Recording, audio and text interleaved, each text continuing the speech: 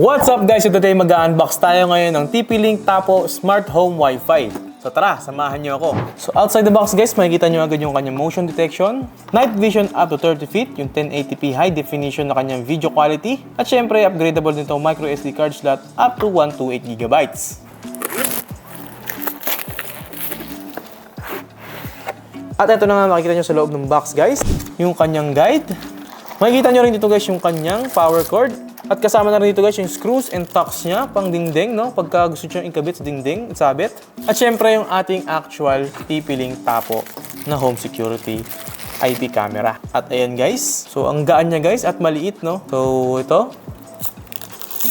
Ayan. So pwede siyang magalaw guys at pwede siyang ma-adjust according sa inyong preference. Ito yung kanyang pivot ball or kanyang ball head guys, no? Ayun, no? Pwede siyang iikot kung saan yung gusto niyong iharap. At pwede rin siyang isabit dahil mountable to. Ito yung kanyang template para mabutasan siya ng papareha nito. At ayan na nga guys, na-install na natin ang ating Tapo device. Kung ito yung ating Tapo guys, Tapo C100 guys.